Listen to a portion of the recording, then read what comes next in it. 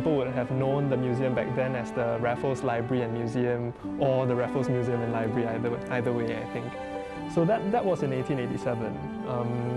What you see in the building when you enter, that's the original building with the rotunda and with the dome. It's a very recognizable feature. And back then, when you didn't have tall buildings, the museum was actually the tallest building in the area.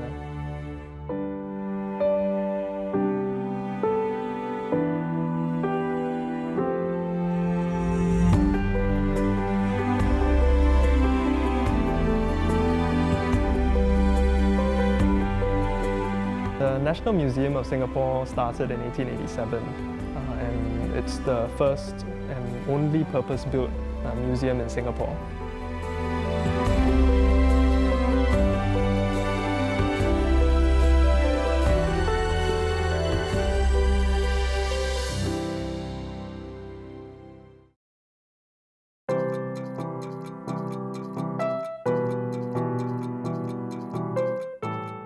Neoclassical architecture is an approach to design that emerged in the late 18th century, initially in France, and then through the rest of Europe. It is based formally and conceptually on the ancient architecture of Rome and Greece.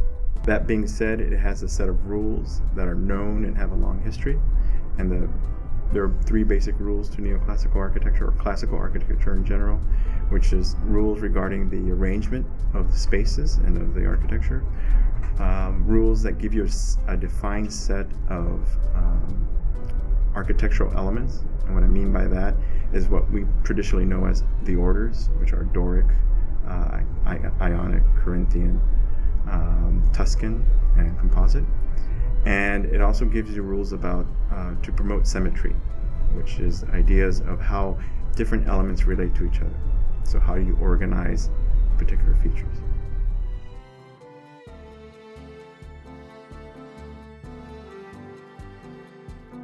The National Museum of Singapore, we are celebrating our 125th year anniversary this year. So when it was first started, it was really a sort of a natural history museum. And over the 125 years till today, obviously the collection has changed a lot. So today, I mean, from collection showcasing natural history, today we really have various presentations of history using multimedia and using artifacts.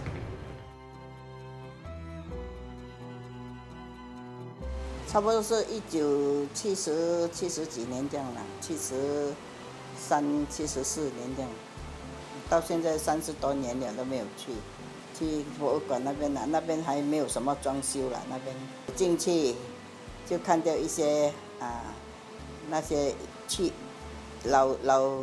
那些旧时候的那些人图画啦以前他们生活。在做生意，挑那些东西去卖呀，卖吃的啦，卖这些水呀，那个青草水呀，豆花水这些挑在路边卖呀，这样他有那些图给我们看了。一坐那个圆圆的楼梯了，人家说上面不干净，有鬼的不能上去，所以走到那边没有人敢要上去看了。很多人都知道说那边不可以去。经过就有了，没有上去看。We have several galleries.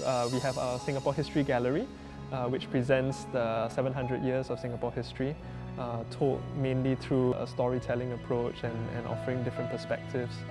But apart from that, we also have the Singapore Living Galleries.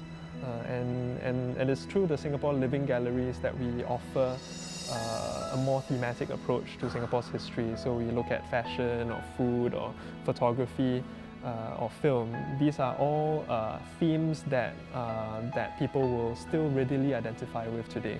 These are themes that people can make the connection or make the comparison quite readily.